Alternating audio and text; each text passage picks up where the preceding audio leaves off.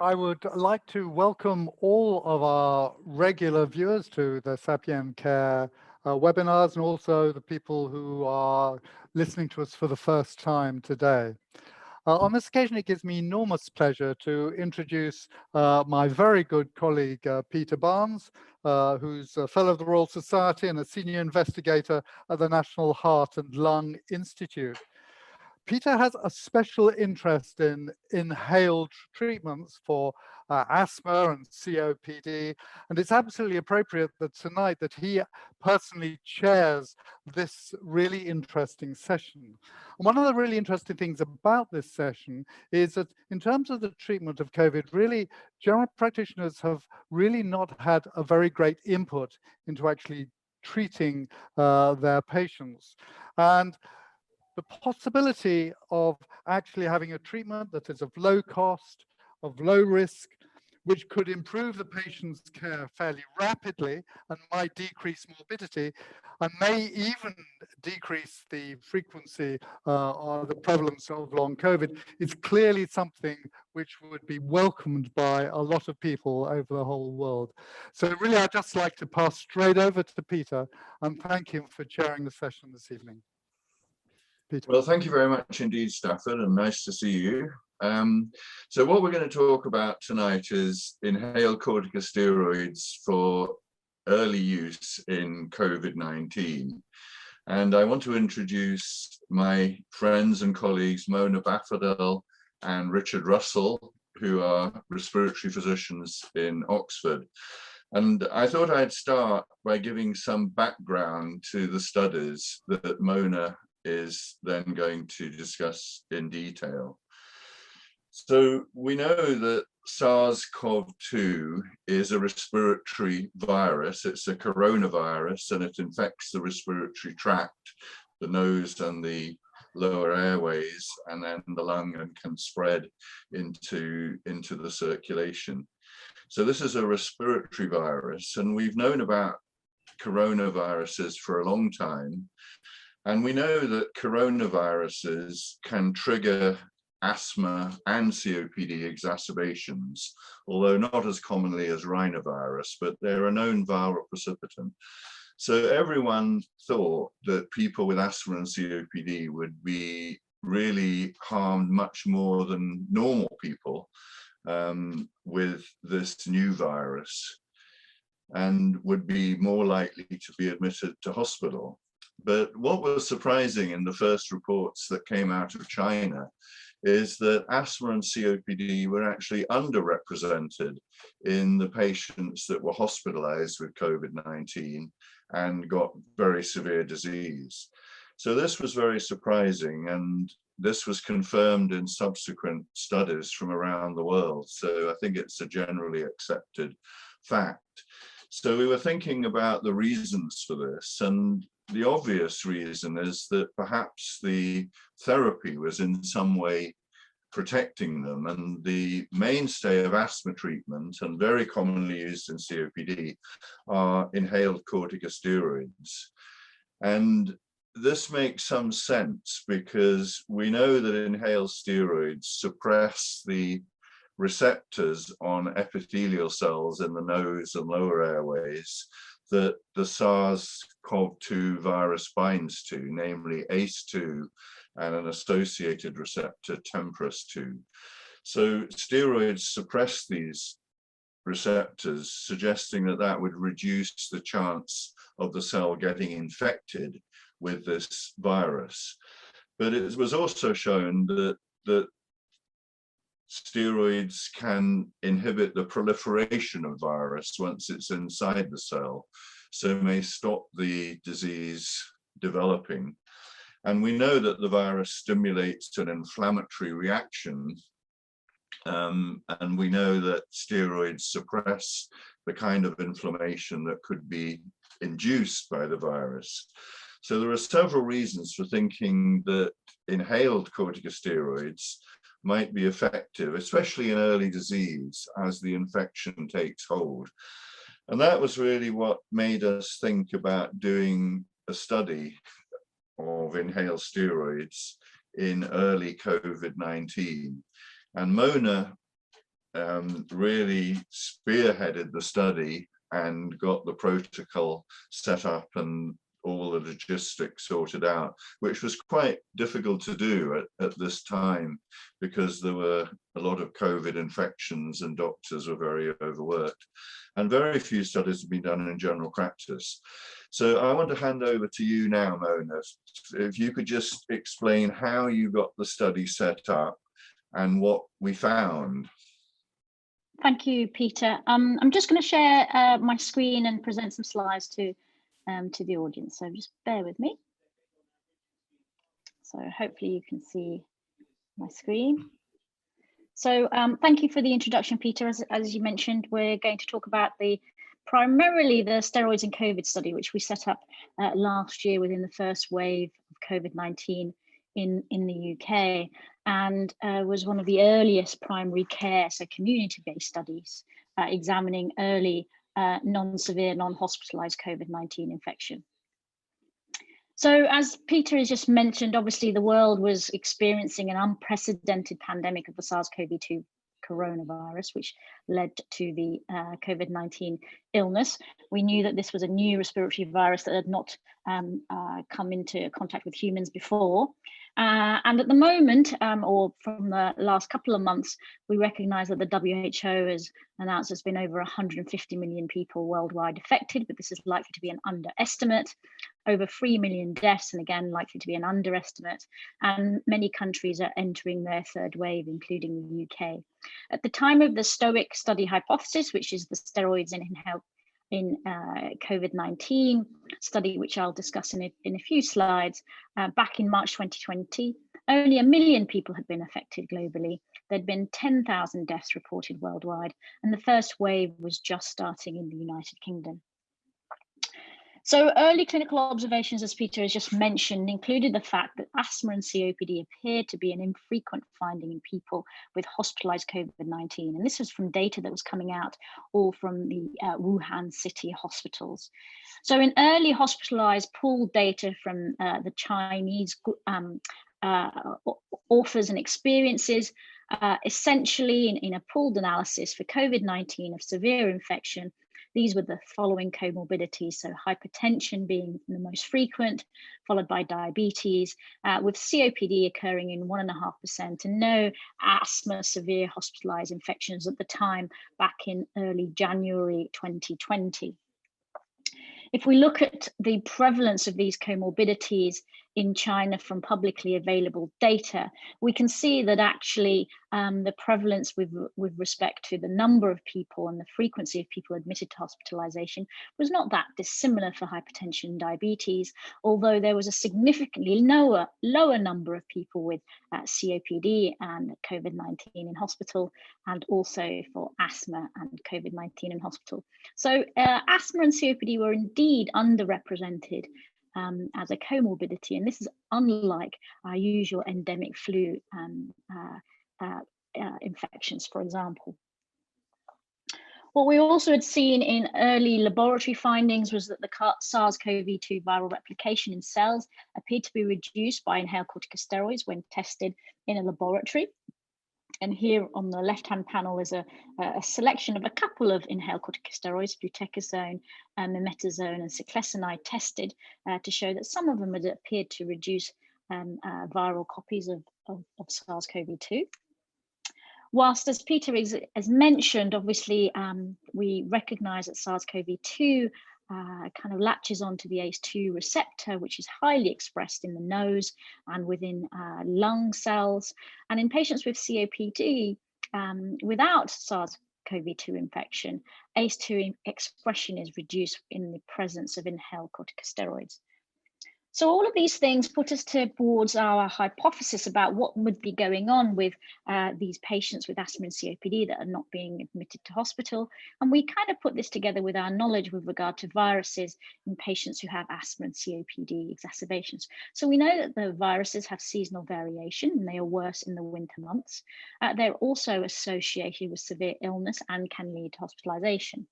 We know that the most commonly prescribed medication for patients with asthma and COPD is inhaled corticosteroids, and they're prescribed to reduce these exacerbations, which are often viral in onset.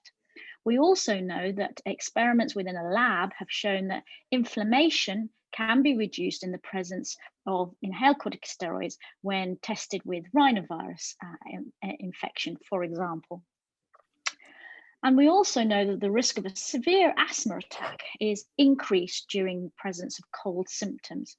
And when we give patients inhaled corticosteroids to take at times of worsening symptoms of asthma with a potential overriding or underlying causes of virus, we can significantly reduce the time to a severe attack or the chances of getting a severe asthma attack leading to hospital. So putting all of this information that we have together with regard to being respiratory physicians in the midst of a COVID pandemic, but also our experience with regard to managing asthma and COPD patients, we asked the research question of when given early, can inhaled corticosteroids stop COVID-19 from getting worse? And so this is the STOIC study design. Our volunteers were aged 18 and over, and we had people who could be included were those who had symptoms suggestive of COVID-19 within 7 days. And these symptoms were, as per standards in the NHS, of a new onset of a cough and or fever and or loss of smell and taste. It was performed in a community setting in Oxfordshire. And we excluded anyone who had taken an inhaled corticosteroid already or was on oral corticosteroids, or anyone who was allergic to the budesonide inhaler that we were using. So as you can see, our actual inclusion criteria was very broad, based on the fact that we knew that this illness, this infection, was affecting everyone and anyone. The design of the study was that a volunteer with COVID-19 symptoms would contact the research department, and they would be entered into 2 study arms. One was usual care plus budesonide inhaler to be taken 2 puffs twice a day, or just usual care alone. So standard of care in the UK included drinking fluids, keeping yourself hydrated, and paracetamol to reduce fever. Patients were seen at home on the first day of randomization or entry into the study, and then also seen at 7 days, 14 days, and the study ended at 28 days. We collected daily symptoms using the Common Cold and Flu Pro standardized questionnaires. We also asked our participants to collect daily temperatures and oxygen levels. And we did nasal swabs for virus load at days 0, 7, and also 14. And we also finally at the end did blood tests to measure antibody serology. As you can see, the presence of a COVID-19 positive PCR swab was not required to enter the study, mainly because in the UK, as you may remember, back on March the 12th, community testing for PCR for COVID-19 was abandoned. So we did our swabs, and then we did our own in-house viral assays at the end of the study. The primary endpoint was looking for COVID-19 related urgent care visits or emergency department hospitalizations or assessments. And we looked at secondary endpoints, which included recovery, symptoms, temperature, oxygen levels, and virus load.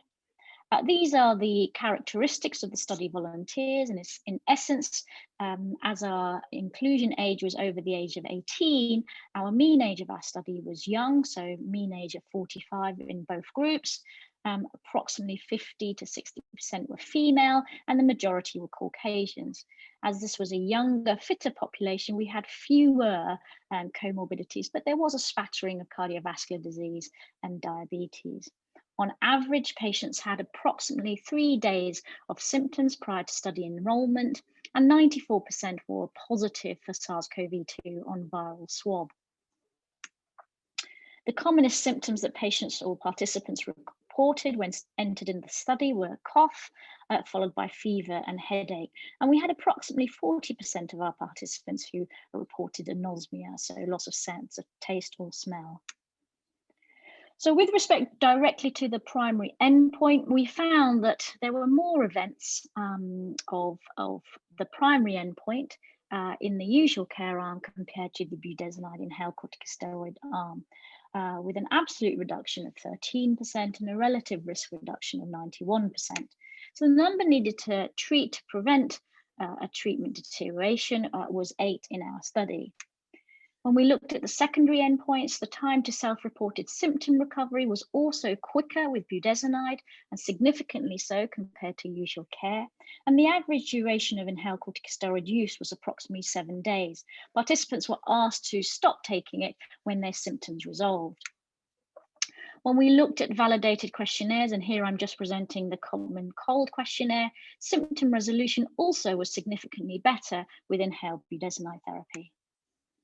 And finally, when we looked at persistence of symptoms at day 14 in the study, there appeared to be ongoing persistent symptoms in the usual care arm compared to those who were given the inhaled corticosteroid. More so, when we looked at fever, we can see that there was a reduction in fever, whether it was pooled in terms of peak temperature in the budesonide arm compared to the usual care arm. And also when we plotted it on a time series, here you can see the area under the curve of the population who were in the budesonide arm with respect to fever was less so than that in those who were in the usual care arm. And finally, use of any antipyretics or the presence of ongoing persistence of fever appeared to show that there was a trend to reduction of the proportion of days with a fever in the budesonide arm, although not significant. There was also fewer days of fever in the first 14 days of symptoms, although non-significant, but nearly so.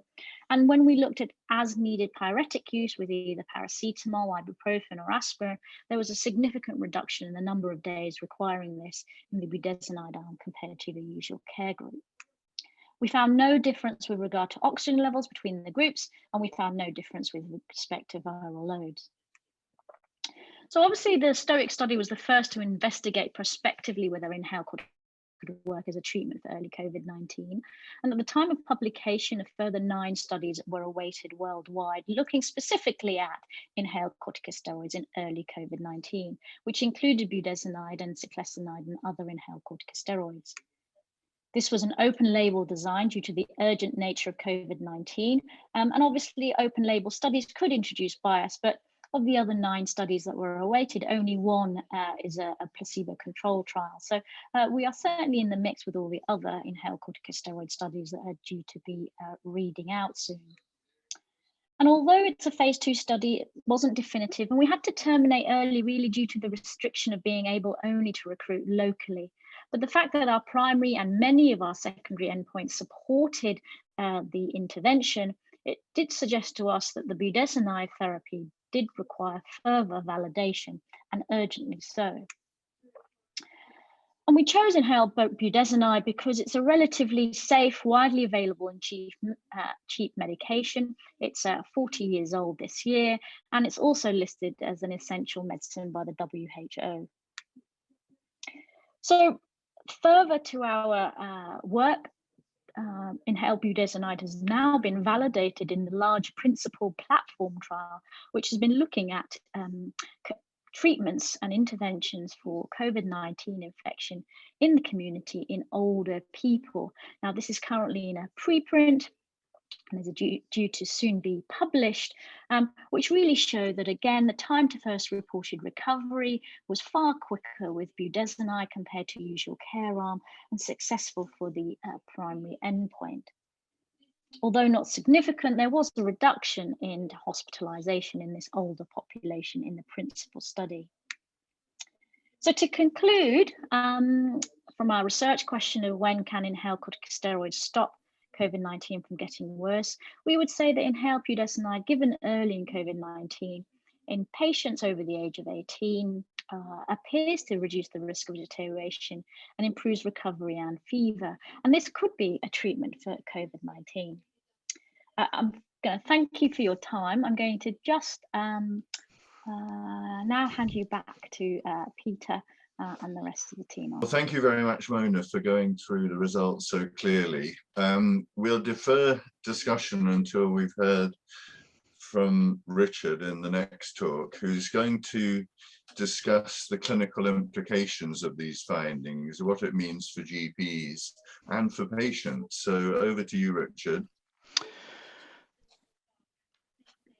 Thank you very much, Peter, and great to be with you today. And I hope you've enjoyed that from Mona already. Mona's unpacked there, and Peter told the story of the beginning of the STOIC study and how this really came about, and how there was a scientific underpinning to this, which, well, with an epidemiological basis to start with, which then led to a hypothesis-driven study. And actually, this study was a great pleasure to be involved in. It was a lot of work to go over the line, and Mona needs to be absolutely credited with doing that and getting that done, because it was not easy to do. But this has led, interestingly, to some interesting questions which have been raised about how we do this. And I think one of the clear things that we need to say for primary care practitioners, the implication of this study is that actually implementing this kind of work is not extra work for them. Primary care is actually on its knees at the moment, so busy dealing actually with COVID as it is, plus a huge upturn in respiratory infections at the moment. And so delivering this kind of sensible, straightforward treatment would not be any extra work. I also think for practitioners, this is actually enabling us to offer something which actually does work. We can actually be positive. And at the moment, we have no other treatments that we can give to our patients. And this is a frustration both for patients and doctors, because all we can do is say, go home, and we're going to monitor you. COVID oximetry at home monitoring works really, really well, but we're going to monitor you, take paracetamol, take Brufen, make sure you're drinking plenty, and we'll react if you get worse. Well, actually, Stoic tells us that we can give people something which will actually prevent them from getting worse, and we can be positive about it. And what's more, because of COVID oximetry at home, the monitoring is already in place. And so one of my roles across the Southeast is actually setting up this kind of service. And we're already doing this in Hampshire and also in Sussex, with GPs actively treating and then monitoring appropriately. It's a very familiar therapy, as Mona said. Inhaled steroids are not new to anybody, been around for many, many years. And we know their effects, we know their side effects, and they're familiar to deliver, prescribe, and administer. This treatment is a low-risk therapy. It's a short-term therapy. It is also, the side effect profile, as I've said, is extremely well understood.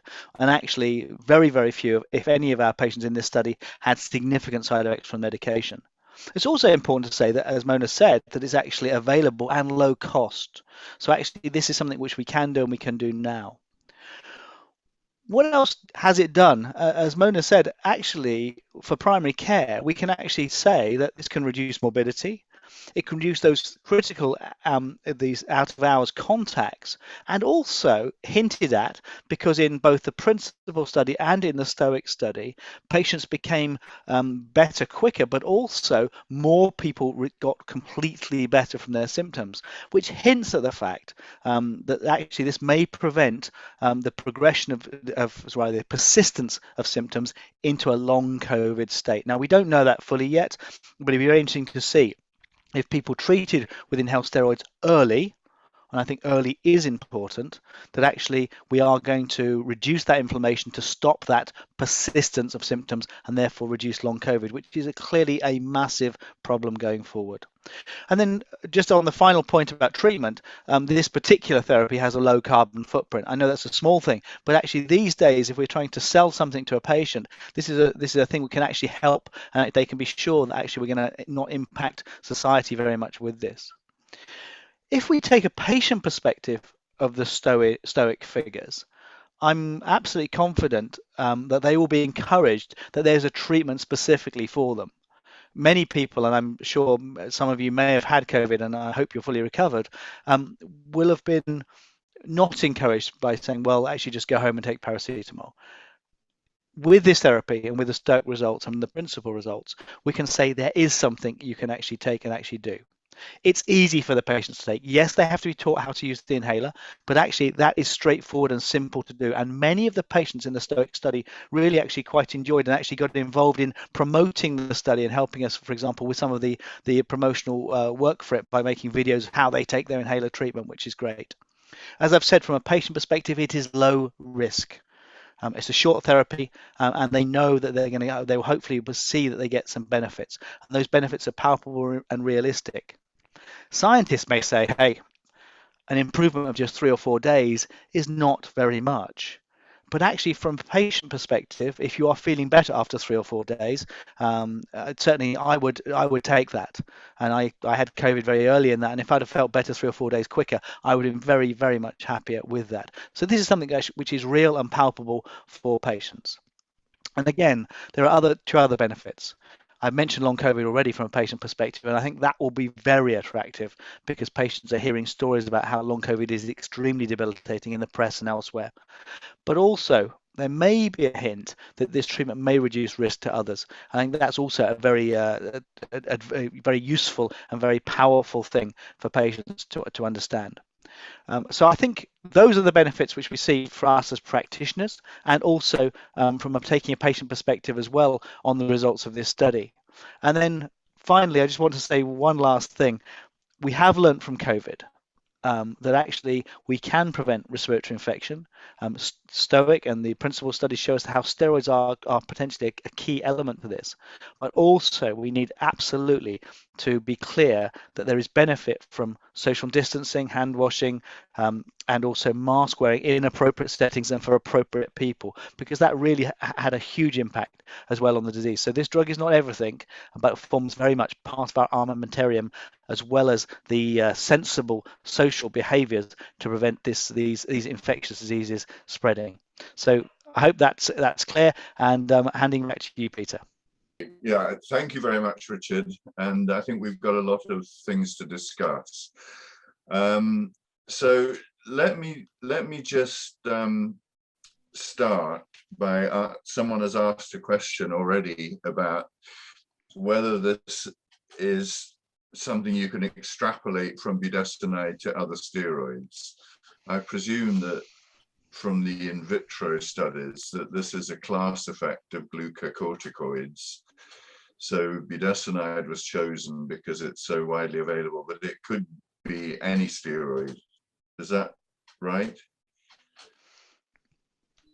Mona, over to you. So, yeah, so we use the budesonide in our study, namely because actually we recognize as respiratory physicians getting people to understand and accurately and appropriately take pressurized metered-dose inhaler is far harder than asking them to take a turbo inhaler. So that was one choice. We also knew that it was very well known and had a long life, so to speak, with side effect profiles that we would recognize and understand and very easily be able to treat. And thirdly, it was also on the WHO list of essential medicines. Now, as you say, based on the in vitro data, so all the laboratory experiments, one would presume that actually the effect is likely as a consequence of an inhaled corticosteroid action, as opposed specifically to one drug.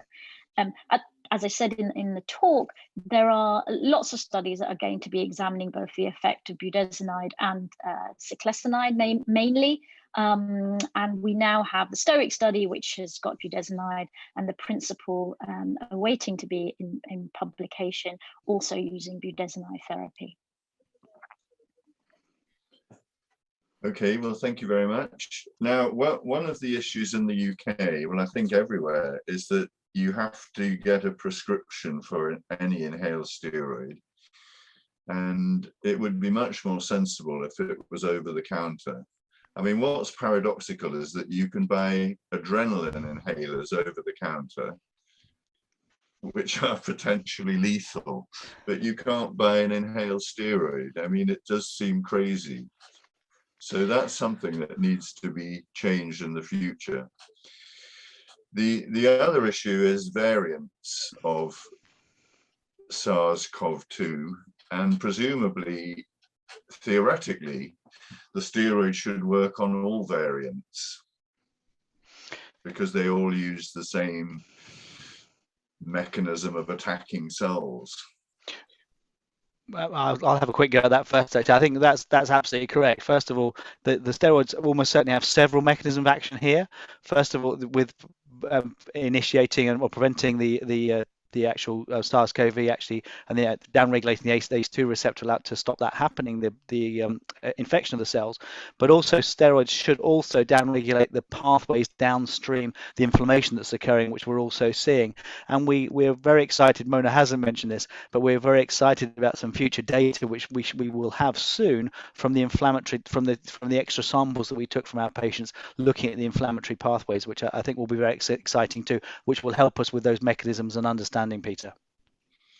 Now, we normally don't give inhaled steroids as a separate inhaler now to asthmatic and COPD patients. We give them in combination with a long-acting beta agonist, and that makes a bit of sense in COVID treatment, because the beta agonists may reduce cough and tightness symptoms that are commonly found in COVID. So do you think in the future it might be better to use a combination of a steroid and a rapid acting beta agonist, like budesonide formoterol or BDP? Yeah, I think for answering that question with respect to COVID-19, it's important. And there are some studies that are still awaited that are looking at the combination of inhaled corticosteroid and a long-acting bronchodilator, such as budesonide and formoterol.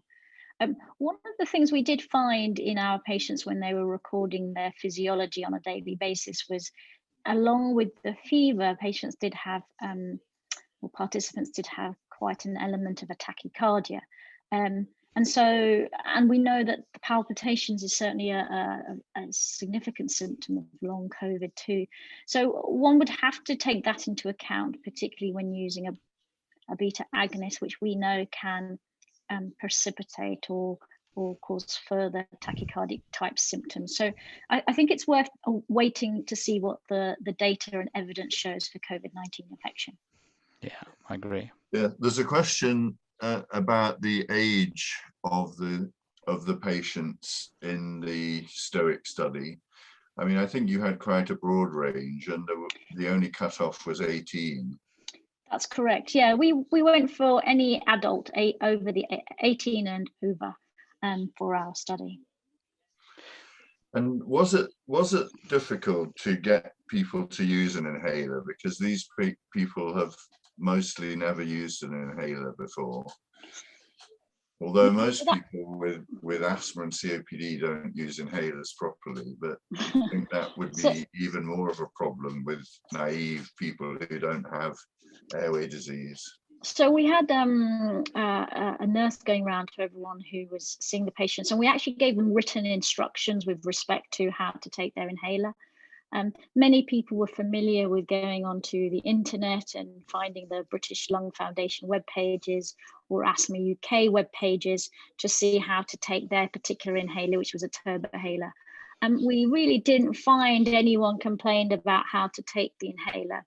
And the fact that the symptoms largely improved in addition to the primary endpoint suggests to me that there was adherence of medication. Okay. Now there's a question here about who we should be giving this treatment to. So this question is asking about whether we should choose young Asian patients or only older adults with comorbidities, or patients seen after a week.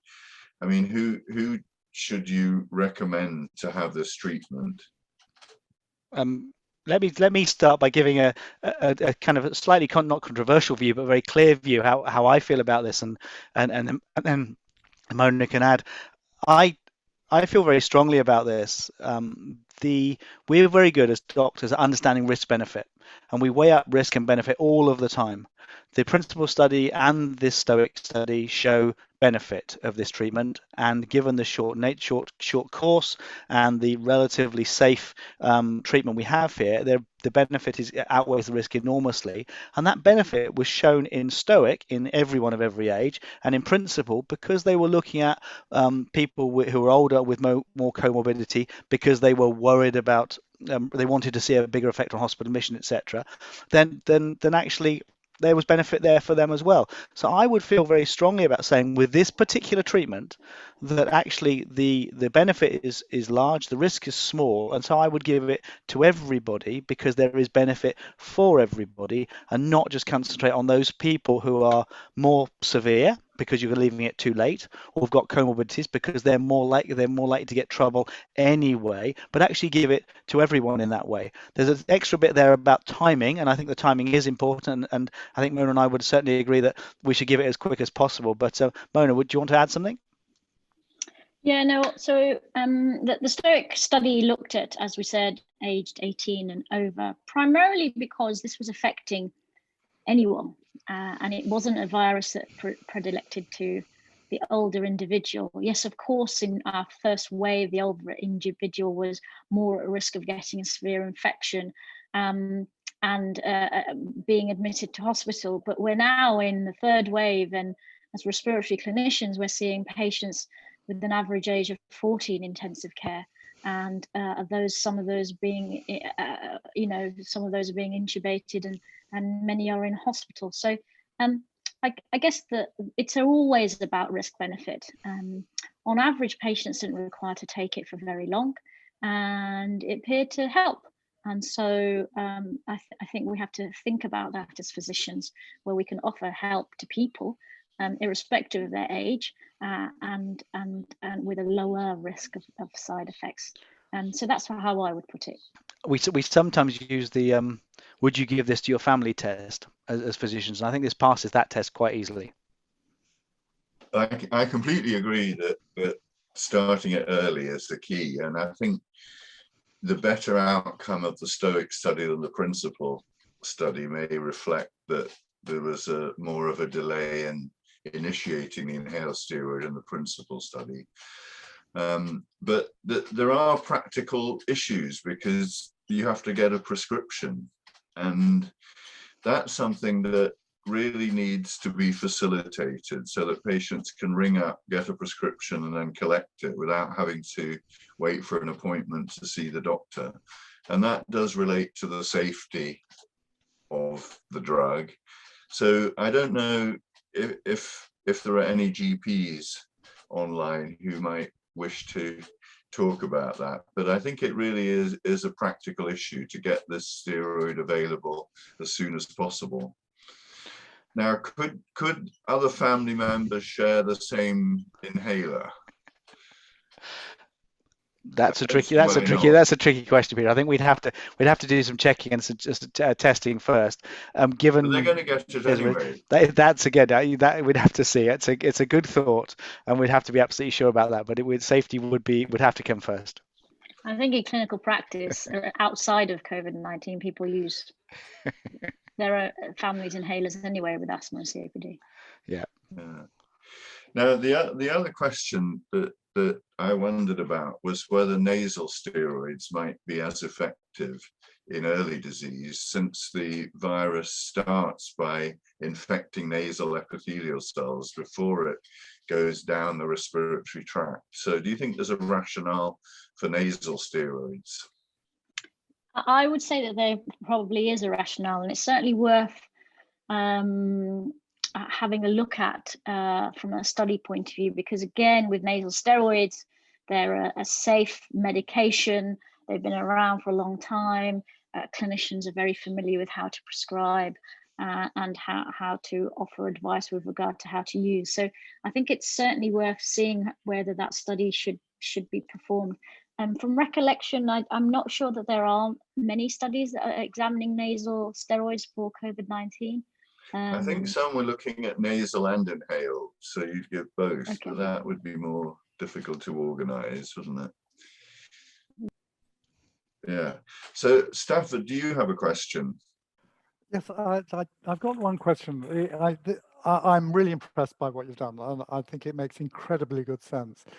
One thing I'd like to know is how you chose the dose, whether you think you chose the right dose, whether or not giving a bigger dose might be a sensible thing to do.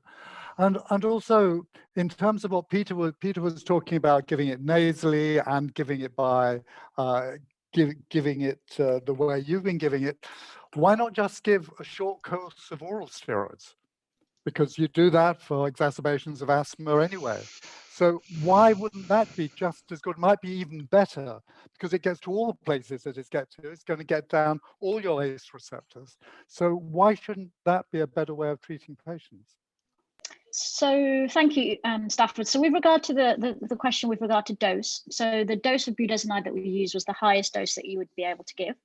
And we wanted to go for a higher dose, the highest dose, because the question wasn't really with regard to the safety of this dose, because we know it's safe at this dose, but more so what you could end up in the scenario where you give a lower dose and actually the endpoints aren't so clear cut. And so is it because the drug didn't work or because you gave the wrong dose? So we went for a higher dose, which we were quite happy with regard to safety.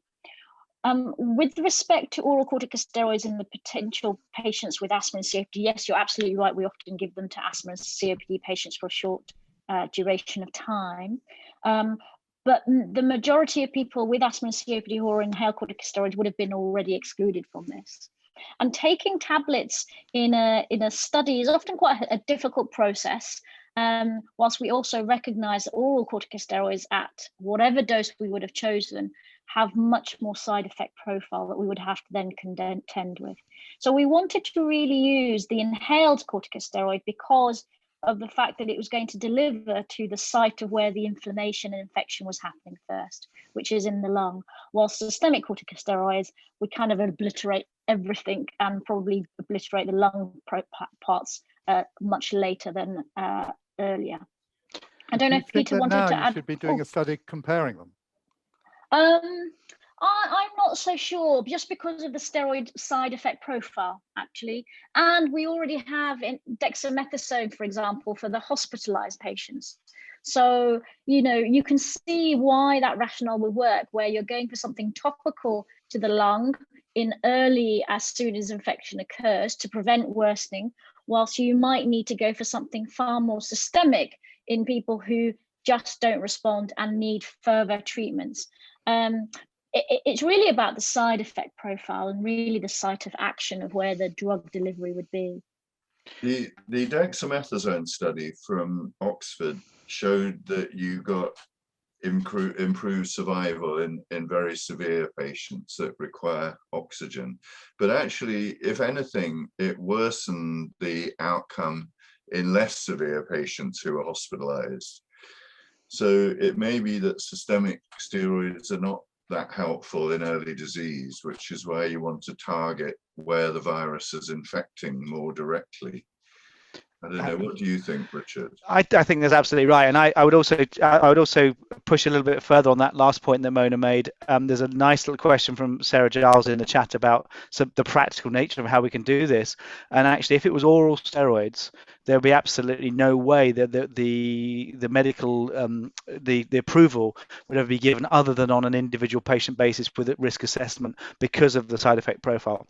We would have loved and supported if inhaled steroids given early in COVID had been done as a group directive prescribing ability, so that actually patients could, for example, in a model of care, be given an inhaler at the same time as they get their oximeter for monitoring. Wouldn't have that been wonderful without having to see the doctor and without any extra work in any way whatsoever? That would never have happened with oral steroids because of the side effect profile. So I think that's for me the pragmatic problem.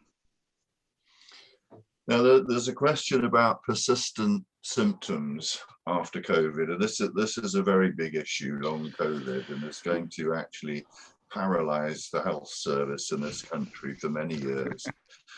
So anything that can reduce the risks of that, and we know that people with mild disease can develop long COVID. So I think the STOIC data had some hint that you may be reducing longer term symptoms, but obviously it wasn't designed to look at long COVID. But what are your thoughts about that, Mona?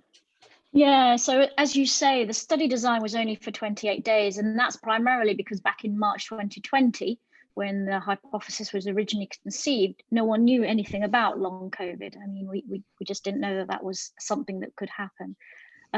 There are hints that suggest that persistence of symptoms had decreased, and that's because recovery of symptoms occurred.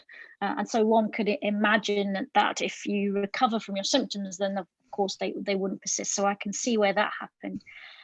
The question with regard to on taking them or continuing them in the presence of persistent symptoms or months after infection, I think is an important one, and really requires us to wait for the evidence or firmly understand what might be going on in the airway post-COVID-19 infection. And I know many studies like the FOSP-C study and long COVID clinics are very much trying to deeply characterize the inflammatory state and the physiological state of patients who have ongoing symptoms.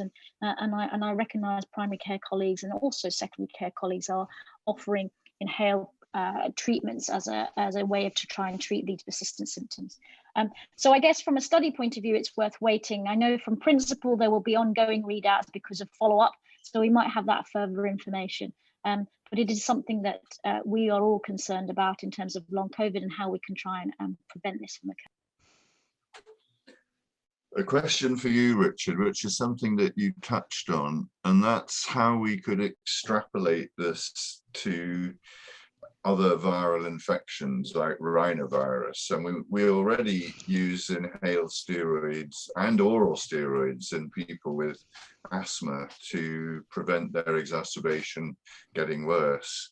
And that's one of the rationales of the anti-inflammatory reliever therapy that has a steroid that people take more and more as their asthma gets worse. So do you think we can extrapolate from the COVID study to other viral infections and just treating common cold symptoms in the normal population? So that would be a big win for the pharmaceutical industry. Absolutely, it would. And actually, as you've said, the epidemiological and the way in which we treat evidence and the way in which we treat our ordinary chest patients when they get viral infections, which we know are the driver of many of the acute worsening, shall we say, of both of airways disease for asthma and COPD, is to increase your inhaled steroids, and that hopefully will lead to some protection. There is a lack of evidence around this, though, Peter, and it's remarkable when you look at it how we haven't really looked into this before. These other viruses have different mechanisms of entry, so it's not going to be an ACE2 effect at all. However, the downstream inflammation and the response of the body to that inflammation, you can imagine inhaled corticosteroids would work, and also possibly nasal steroids, going back to that as well, because again the route of entry of these viruses is usually through the nose. So actually it's certainly a good hypothesis. There is some experimental evidence to show that it is of value on the plate, so to speak. And actually I think a study that would look at this should be done and would be welcome, particularly at a time, and this is a great time to do it, when there is a vulnerable population who've not been exposed to flu viruses now for a year and a half because of social distancing, etc. Would be great then to see if this would stop it either acutely or even potentially, Peter, as a preventative therapy, because that's something else we should perhaps think about. Mm-hmm. Now, here's a question for you. Will my GP prescribe this treatment or out of ignorance deny it? Richard? Oh gosh, that's a great question and actually a very difficult one. I think, if I'm going to be frank and candid, Mona driving this study found it very hard, because actually people did not think and did not see that inhaled steroids may have a role in this. And indeed, many eminent members of the respiratory community were skeptical about this. We've now got 2 scaled studies which show benefit. They actually thought it would make it worse. Fair comment, Peter. They even thought it would make it worse. And credit to Mona to getting this study over the start line. Only she knows what she went through. And actually, their benefit is now there. It has been improved for use, but in a fairly cautious way, which I find difficult to understand because of, as I mentioned already, the risk benefit is very, very simple to understand and see. So I would hope we should be now shouting up from the rooftops about this and spreading it, which is part of this work here. It has been picked up by the national press to a degree. It has been picked up by international guidelines. So it's now it was picked up immediately by India to be put on the Indian national guidelines for treatment of COVID. But we seem to be slow in this country to do this, and I'm not sure why. And I hope that when principle is published in the next few days to weeks, that actually this will change. So watch this space, but maybe Patient Power will help us with that particular question as well. Well, it would certainly help to get this more into the lay press, wouldn't it? I think you did some interviews, didn't you, Mona, initially when the preprint came out, but I don't know if you got much newspaper coverage in the lay press. There was a bit. Yeah. There was some. I guess it's about putting all the evidence together. I mean, I think principle as an efficacy trial will be validating Stoic, so we're in a good position to say that ours is probably the only study with an intervention that will have been validated in COVID-19. So that's certainly a promise to suggest to us all that this does have benefit, and indeed should be part of our guidance, but also that guidance in other countries where there's been a real problem with COVID-19, such as India and Russia, have already promoted just taking the evidence as it comes quite quickly. Now, there's a question which is going off the topic a little bit, but what other treatments for early COVID do you think might be hopeful? I saw that recently published in the Lancet as the principal study with doxycycline that was basically negative, I think. But are there any other drugs people are looking at in early disease, not late disease or hospitalized people? Yeah, so Principal have been really good in going through lots of different interventions. So their first was I think published within doxycycline, which showed that it was negative. Also azithromycin, which has shown that it's been negative. And obviously they've had their positive readout with budesonide. There are studies that have looked at monoclonal antibodies in early COVID-19. So the BLAZE studies that have recently been published in the New England Journal have shown there's potential for monoclonal antibodies. And of course, what one has to do is have a think about the practicality of using different medications, the availability of different drugs to the problem on a global level, and the ease of access, and to whether something is cheap. So we do have to think about that if we want to tackle this on a global level. But there are some other potentials with, so far, it looks like with monoclonal antibodies and inhaled corticosteroids in early COVID community-19. Well, I don't see any further questions coming up. So I wonder if we can end this part by asking you just to give a summary of what this means. So starting with you, Mona. So I would say that the summary is this, that if we want to try and reduce worsenings of both symptoms or deteriorations of COVID-19 early, then inhaled corticosteroids have the likelihood of success. Richard? I would, at risk of being accused of being hyperbolic, I would say we now have a treatment which has been shown to be a benefit in two big studies, which has an extremely low risk, extremely good safety profile that is globally available and should be used not just in this country but also worldwide, where there's going to be problems with getting vaccines out quickly and well enough to actually make a difference. So this is a treatment which we have now for the world to reduce the burden of COVID. Well, I want to thank you both for your excellent presentations and discussion, and I think we've learned a lot from this session. So I think I should hand back to you now, Stafford. Or to me. Thank you. I'll hand on to Nick. Sorry, yeah. Nick. I thought I was going to bring Sanjeev. I was going to bring Sanjeev in at this point because Sanjeev, do you want to put your monitor on? Because poor Sanjeev had without his fitness, he would have been a real victim of long COVID. And Sanjeev, what do you think about what we've heard from the panel tonight? Because remember, I got you that dexamethasone, which has made you feel terrible. But what do you think about what you've heard from the three of them tonight? Because you weren't an asthmatic before this. Would you take an inhaled steroid next time if you were to get it again?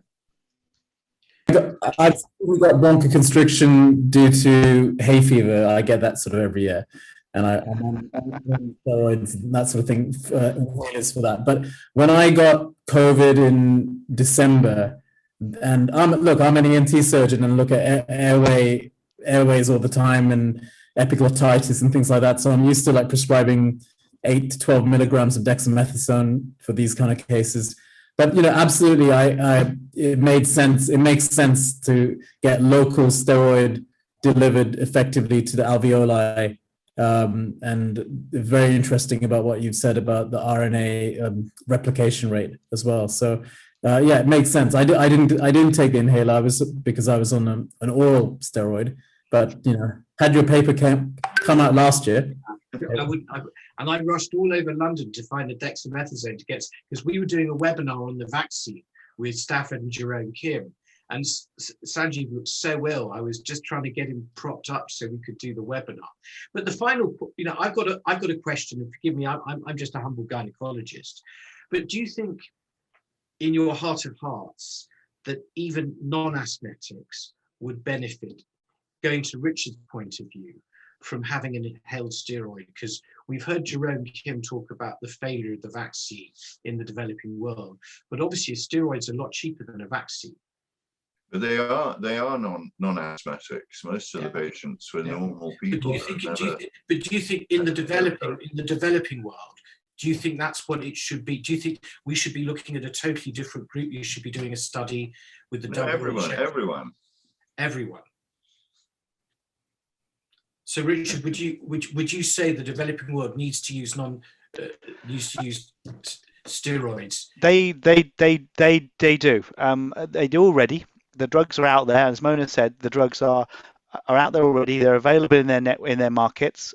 They are cheap, and in fact, much cheaper in the developing world than they are in this country. And they should be. Mona, how much does the budesonide cost in India? €2. So as opposed to more like 12 to 15 pounds, 30 pounds here. 12 to 15 pounds for 2 weeks. Yeah. So it's it's an absolute no-brainer for the developing world. Especially compared with the cost of those monoclonal antibodies. That don't work that well. Well, I think you've given us a lot to think about. Peter, I'd like to thank you for continuing your support with us. And Mona and Richard, thank you for joining us tonight. Peter did a webinar with us last June on face masks, which was watched by one of the members of the government's advisory group. Within a week of Peter's discussion on that webinar, face masks became commonplace, being told to warn everywhere. The government took the words that Peter said very seriously. I hope tonight, and I know we don't have a very big audience, but we have a large audience who watch us on Catch Up, that these comments will resonate home, in particular from what you said, Richard, and what you said, Mona, in the developing world, which doesn't have the vaccine. The irony is the vaccine's the same price as an inhaled steroid, isn't it? So much, the Pfizer one's much more, actually, I think, yeah. Okay, well, listen, thank you all for joining us tonight. We're going to be back with a colleague of yours from Oxford in September. Ashok Hanker is going to do a panel discussion on waiting lists, because you in general practice only know the problem that we're faced with now, and I suppose one aspect to it is, are we going to have patients who can't have surgery because of their COVID lung disease? And that's something for discussion too. But we're going to be dealing with the waiting list, whether they're medical or surgical, in September. And hopefully Ashok, who will put together a good panel. And Stafford, you can just be a member of the audience that night. So join us all then. Thank you for being with us tonight. Sanji, thank you for getting better. And thank you, Claire and IPS, for hosting us again. And have a nice evening. Good night. Thank you. Bye. Bye-bye. Bye.